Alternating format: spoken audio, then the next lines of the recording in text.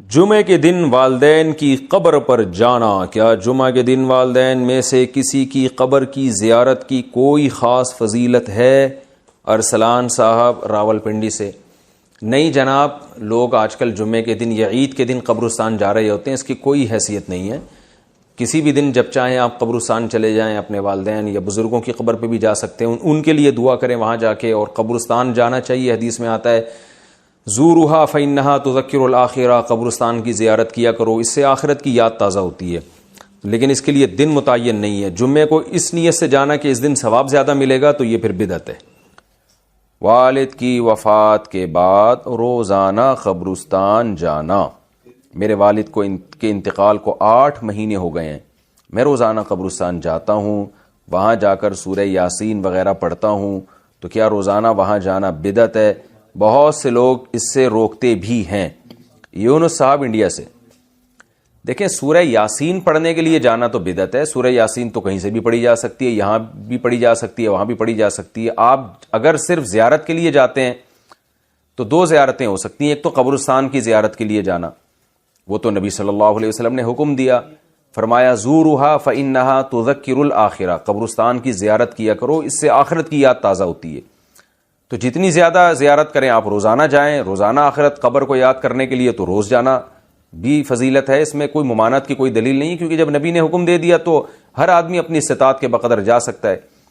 دوسرا مسئلہ ہے اسپیشل والد کی قبر کے لیے جانا، تو اس کا بھی حدیث سے ہمیں ثبوت ملتا ہے۔ نبی صلی اللہ علیہ وسلم نے اللہ سے اجازت مانگی کہ اپنی والدہ کی قبر کی آپ کو اجازت دی جائے، ان کی زیارت کی، تو اللہ نے اجازت دے دی۔ تو والدہ سے محبت تھی، اسی وجہ سے رسول اللہ صلی اللہ علیہ وسلم اپنی والدہ کی قبر کی زیارت کے لیے گئے۔ تو انسان کو جس سے محبت ہوتی ہے، ظاہر ہے اس کی ہر چیز سے محبت ہوتی ہے۔ تو والد سے اگر آپ کو محبت ہے تو ان کی قبر کی زیارت کا دل چاہتا ہے انسان کا، میں جا کے اپنے والد کی قبر کی زیارت کروں۔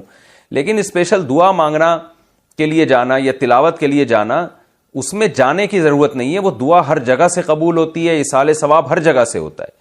تو اس نیت سے آپ نہ جائیں، ہاں جانے کے بعد آپ وہاں دعا کریں یا کچھ تلاوت کر لیں تو وہ جائز ہے۔ ایک ہے گئے اور آپ کو خیال آیا کہ خاموش بیٹھنے سے بہتر ہے کہ میں اپنے والد کے لیے دعا کروں، تو یہ بہت اچھی بات ہے۔ لیکن یہ سمجھنا کہ وہیں جا کے تلاوت کروں گا تو زیادہ فائدہ ہوگا، وہیں جا کے دعا مانگوں گا، تو ٹھیک ہے، وہاں جا کے دعا مانگنے میں ذرا استحضار زیادہ ہوتا ہے، اس لحاظ سے تو بہرحال فائدے کی چیز ہے، لیکن ایسی چیزیں آہستہ آہستہ بدعت بن جاتی ہیں۔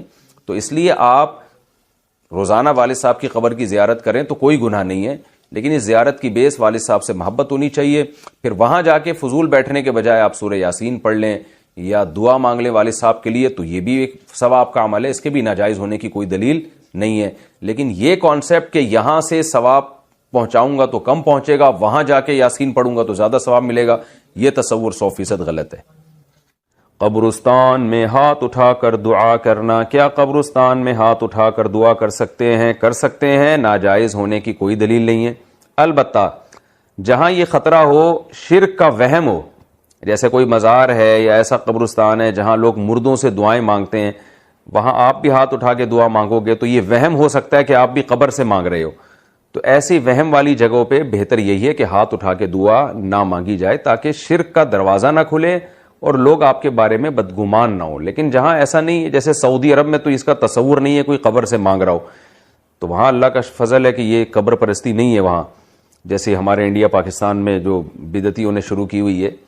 سعودی عرب میں تصور نہیں ہے۔ اب وہاں اگر کوئی ہاتھ اٹھا کے دعا مانگ رہا ہے تو کوئی وہم بھی نہیں کر سکتا کہ قبر سے مانگ رہا ہے، لیکن بہرحال ذرا سا بھی وہم کا اندیشہ ہو کہ قبر سے تو نہیں مانگ رہا، تو پھر ہاتھ اٹھا کے دعا نہیں مانگنی چاہیے۔ میرا معمول یہ ہے کہ میں جب قبر پہ دعا مانگتا ہوں تو ہاتھ جب اٹھاتا ہوں تو رخ قبلے کی طرف کر لیتا ہوں، اس میں یہ فائدہ ہوتا ہے کہ یہ وہم ہی ختم ہو جاتا ہے۔ تو آپ کا رخ قبر کی طرف ہو اور پھر قبلے کی طرف ہو، تو صاحب قبر کے لیے آپ دعا مانگ لیں تو یہ کوئی حرج نہیں ہے اس میں۔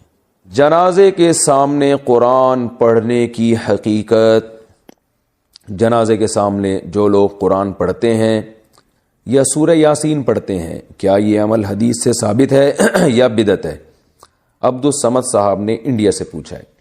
جنازے کے سامنے اسپیشل جنازے کی وجہ سے قرآن پڑھنا یا سورہ یاسین پڑھنا، میرے علم میں ایسی کوئی حدیث نہیں ہے۔ تو اور جب تک جنازے کو نہلایا نہ گیا ہو تو اس کے سامنے تلاوت کرنے کو فقہاء نے غلط لکھا ہے، ناجائز لکھا ہے۔ تو جب تک جنازے کو نہلایا نہ جائے تو پھر نہلانے کے بعد آپ اس کے سامنے قرآن پڑھ سکتے ہیں، لیکن کوئی سنت عمل نہیں ہے۔